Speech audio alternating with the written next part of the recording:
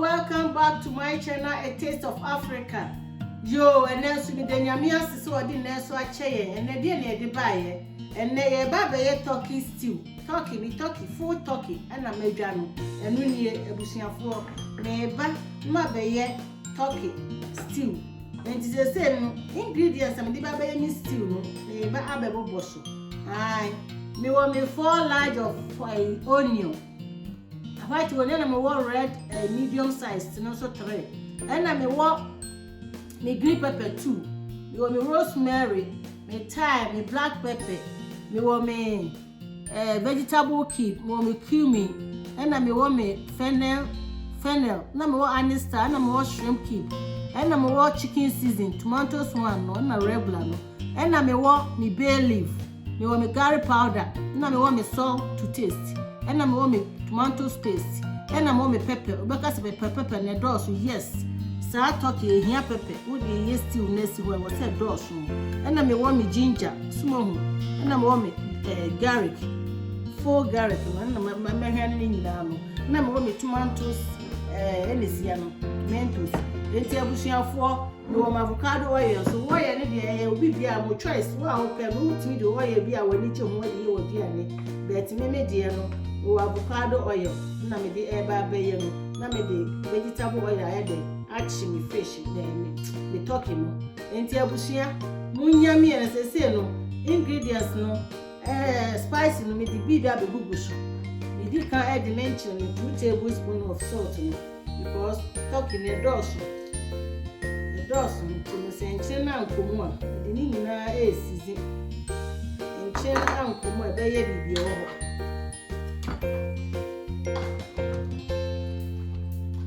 me keeps no ne anise no ene the cumin no so egusu adobo ni nyina wo minti ni di egusu afi na me di ni bay leaf no the bay leaf ni me di egusu ni kitabese 5 because a dozen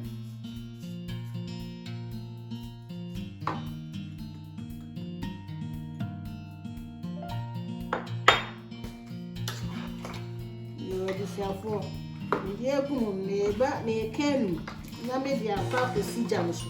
Nothing my bay yam near Niaka Namedia Papa Jane and name rosemary no near Manaka, Namedi and also upper apple juice, Namedi Jane and Ride. My young beam the best thing in Namedi, and we are my future being toast near Manaka. Munyamina me Franco. Ijano so fa nkosiso enne ye ni 10 abusia for me garlic ni di gum ma twitwa me ginger no niema me di air fa ko gu enam no so ni di ka blend ni first no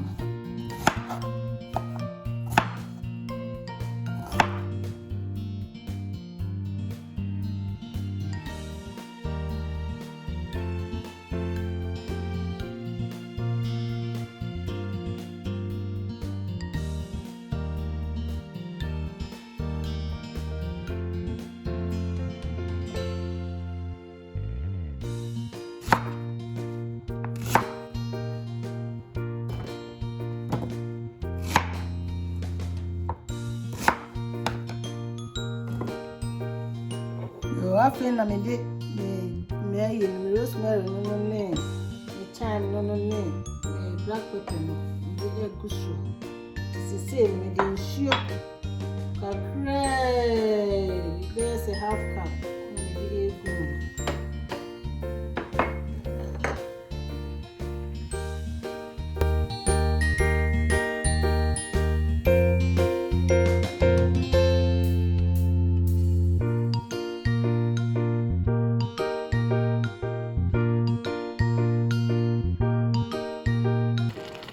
abusia for me spice no onion na me di best me nam na any time no rosemary na me wie me di gusu ai me di gusu na fe ma baba kataso ma ken na ye kama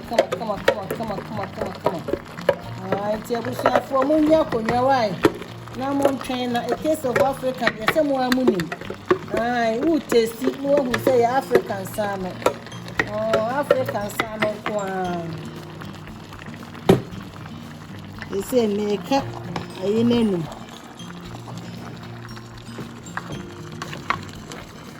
Wow.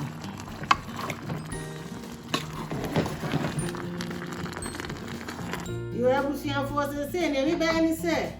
Me season nam no we siso asese ne nam ne de esiso a eye adwuma ehuru na sese ne me be ni se me jene me moko na aka me baba ima moko no na me de jene ba ako aka ho na we no sa green pepper no me de no me twitwa moko no na emfinfin aba no me ntum enu na flavor no no maye mafra ma moko no na ntosi ne so no me yi aba ni nyina na me de aba na ede afra ntosi no na ma bra amoko na brande na ma twitwa ntosi no mu dia na me de tin tomatoes no ni ntosi no na me de aye me gravy no enti se ne me ba ba ni se me be twa je ne me twitwa na me de aka amoko no na ma brande wi a na me de sa amoko ba no esuwe no aka ho yo enti ne se no me twitwa green pepper no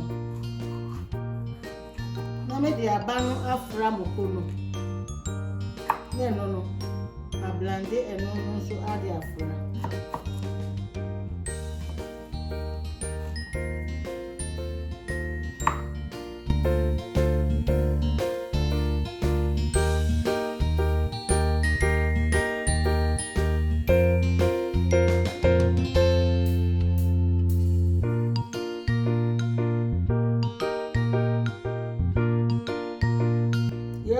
for entos ni na metwem na me de mi yi aba no na metwitwa na ma brande aba no e de afra opa o de be fra o penso a o mfa mfra o be sone so na wa yi aba no ato ogu na metwitwa entos ni saa na me de agu stew ni ene aye enti no na me ka se me yam tomatoes no na me de afra aye no me twitwa aduane no na me de egu stew ni mu saa ebebe no na chese aye ayi tisese de se abusuafo a mo hwe se ne emeye no ubetimi a blande tomatoes ni nyina na wode aye eno so be ye kama me de mi yi na me de aba no ma blande aba no first e de afra boko no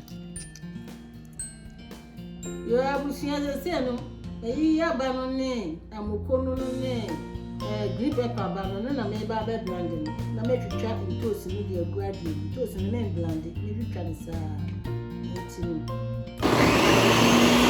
yo abushia for se ni de ye se no me yi no me jene no de ba ye ni stew no anie de na me ba chimi anwa no so na we na bo mu na be na me de agu na me tomato so me twitwa no so ni ye se amoko no ane sweet pepper na bana me blande ye anie ye wi ti ni ye ko jano so na se ya ko hese ni talking am this is me still ni aye je busia mu jani ye busia this is no ye nya ba 25 minutes ntini inu no ma hese ni aka akosie no mi de nya asem kituo ye be chipa na de aguabomu enye ize kura nti abusia ese no ye no mu kakra na ye beyi ama na ho adwo kama na ya chi wi an ma ye den e de aguabomu ni me who say yes who say yes chicken stew turkey stew ani na ko dance kuro yo abusia for say na nam no aben they say ni 35 minutes intimi ye ba be yi na ho no adwo brel na ho no dwo a na ya den na ya chi intimi de manwa asi side one me pese eye den ni wie ya na me de anwa no so asi so they say ni yi enam no nyina na me de nsuo no mu no de asone so na me de bia ye stew no ya me ya aduma ya jollof rice no so be yi ni ti tin enam na me yi ni me du so yo abusiafo ma na me season na eni o sese ni ebe ko ni akwa akwachi ehu nsuo no so ni blow na me nya ya na eni na asie na me di begu meyi mabomu no nsu ni na me je ni ametwitwa ni meyi na nti na busua mo nja me na me nko me di anwa na siso e ko ma ya den mako yi egu ma wan me ko fesa ado a na yi ni nyina egu yi ni nyina ni beku bia na ma chi yi egu nti abusua ye ko ejan so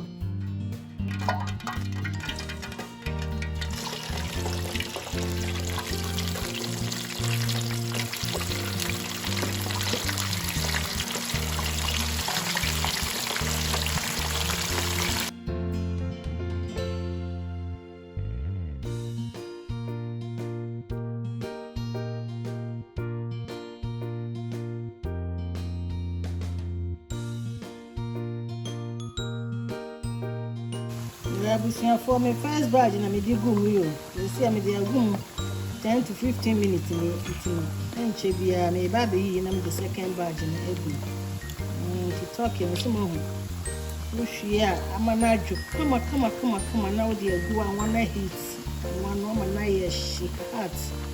Na we dey atu. Hwe na mi aye. Akono kura keke. Dem ose. Ti me ba be yi a. They want to my bachelor. Why? Yes. Because around train. Baby is here. Turkey stew. Baby is here. You must see. You are bushing as I said, and I could see any picture. And I'm no. I've been near the second badge in Elgum. Near in Tenton. It is the same.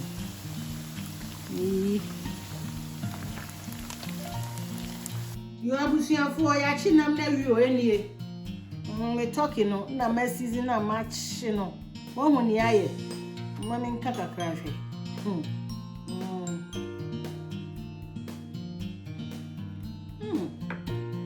Season ni kom papa. You say me ye kwa di jeni no.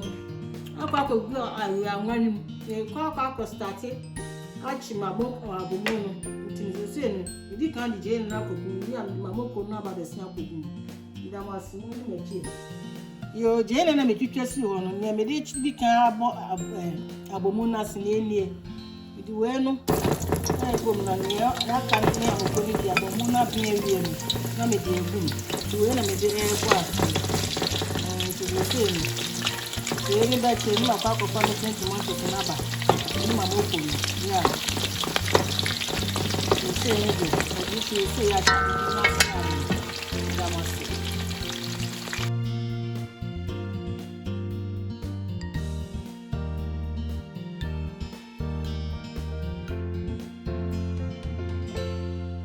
You have seen for send your media me still no sa jene no ese ni ebe ye no ebe hu na no akakra no me di me curry powder no me di gum na machi afra anwa no wi a kakra me di me no me tin tomato so na ba be gum tino yan shane so you have seen for machi curry powder no be 5 minutes tino me di me tin tomato so na gum. Want to see the moon so take a clear of a moko na baby fish.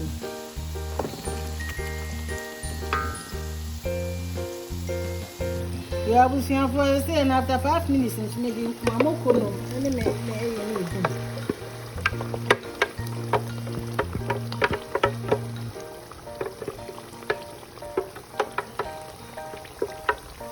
you made him toast na make you channel na me di e gumu. It's near being. Me I need to have it. You need to see.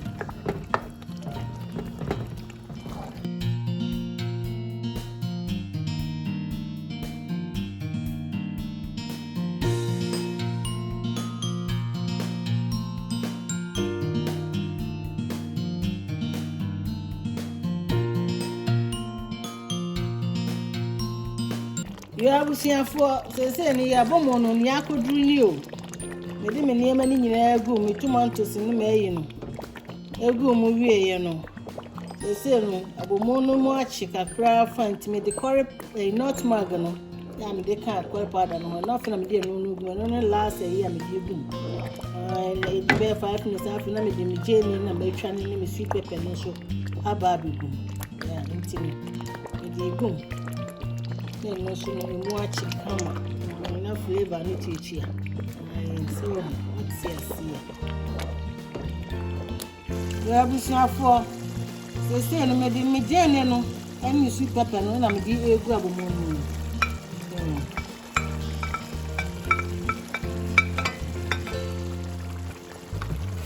They say me di me na mo ba abeku.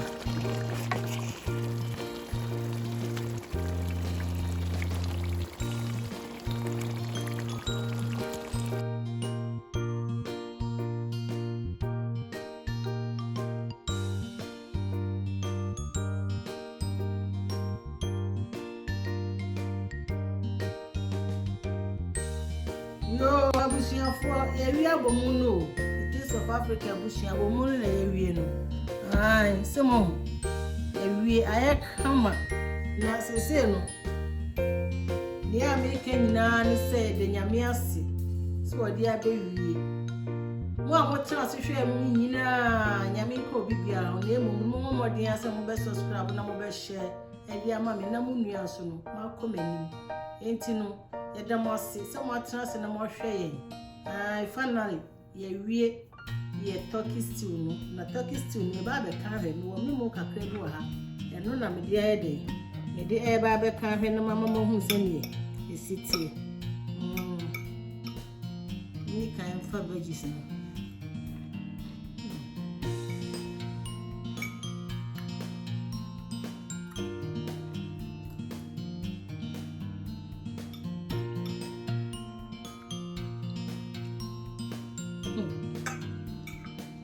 For